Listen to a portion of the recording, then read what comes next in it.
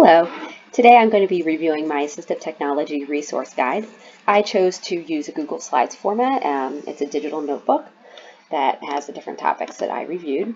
As a speech and language pathologist, I chose some topics that related to my profession, that I work in the schools with children. So I chose topics around what SLPs need to know about assistive technology, AAC devices, hearing impairments, technology for autistic individuals, and some web tools, and also included some information on how to acquire assistive technology and funding in Pennsylvania, where I live.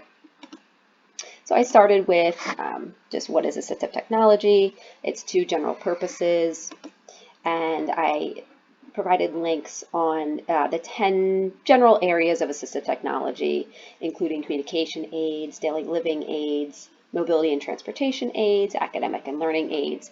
I also talked about how assistive technology is determined in a school setting by the SET meeting or using the HAT framework, and I also provided a link with additional AT assessment frameworks. Then I went through the timeline of assistive technology laws and legislation.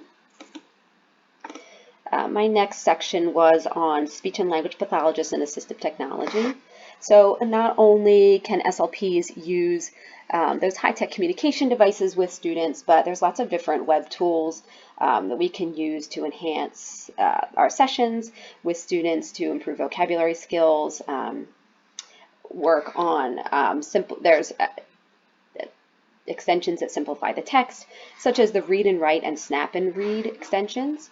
I also provided information about these adapted literature books that are really helpful for simplifying the materials and adapting it for students. I did insert my video here that on my review of the read and write Chrome extension, how I could use that in speech and language therapy. And then I just talked about a few other ways we could incorporate technology. It could be something simple, or assistive tools, something simple like a pacing board to help with speech intelligibility and speech fluency.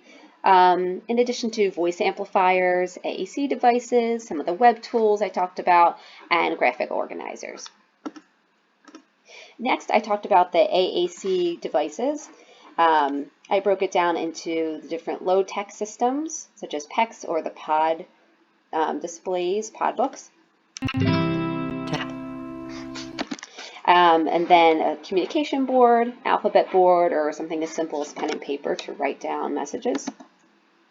Then we have the mid-tech systems. These are simple electronic devices, often a static display like this GoTalk, where it's not dynamic, it doesn't change as you press the buttons. A simple switch, a talking photo album, some examples you could use. And then high-tech systems, such as these dedicated devices that are used only for communication purposes. These are a few of the main manufacturers. We have the Dynavox, Prentkeyramic, and Graphica, and then the different kinds of software that can be used. There's a variety of apps out there now. These are just a few that I provide links to. So we have some of the more popular ones are LAMP, Words for Life, and Proloquo2Go. Then this is just some links about assistive technology as well as evidence-based practices around the assistive technology. And then I talked a little bit about hearing impairments and assistive technology. So the difference between hearing aids and cochlear implants, systems that work with hearing aids to enhance sound, such as FM systems, and amplification systems for classrooms or rooms, such as sound field amplification.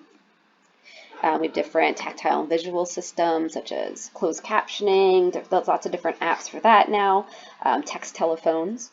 And then alerting systems that individuals who are deaf or hard of hearing can use to alert them to sounds such as alarm clocks, doorbells, baby monitors, telephone signalers.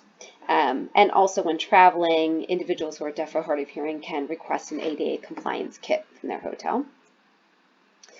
Technology for autistic individuals. I again reviewed some of the communication needs that similar back to my section on the AAC devices. Then there's also different websites and tools for social skills, so that provide video modeling. I use everyday speech a lot with my students. Different tools that students can use for executive functioning, such as visual schedules and checklists. There's vibrating watches that can alert them to different tasks or activities or kind of bring their attention back to focus. Also for older individuals, there's calendar apps, reminder apps, just built right into your phone. And there's also web extensions to help stay focused that will eliminate distractions on the websites. Then for sensory needs, we have different items such as noise canceling headphones, weighted vest, tools to improve oral sensitivity. And then writing tools, there's some different draft building software. Co-writer is one, alternative keyboards, and grammar and vocabulary prediction tools. Then some web tools that I found there's some for individuals with blind or visual impairments, some just built right into your computer. You can increase and decrease the font size. There's a variety of screen readers that will read the items within the screens. Browsers that will simplify web searches by only finding the text that is needed. You can use color filters or screen masking, and speech-to-text apps or software programs. For those who are deaf or hard of hearing, using closed captioning or subtitles on videos can improve accessibility. And then for individual cognitive impairments, as I mentioned before, some of those browser extensions can simplify text and reduce the distractions on the screen, such as read and write, just read, or rewordify. I also included a section on accessing the web for those with motor or physical impairments. They can use alternative keyboards, different mouses, such as trackball mouse, eye tracker software, sip and puff devices, a single switch device, or voice recognition software. And then I just also included links on the different accessibility features from Microsoft, Apple, and Google Docs. And then lastly, I just provided some information on how to acquire assistive technology funding in Pennsylvania. Often you can get assistive technology through Medicare or Medicaid or your private health insurance, but there's also a variety of other resources as well included in these links. So that was my digital notebook, and I hope you found it helpful, and I look forward to reviewing yours as well.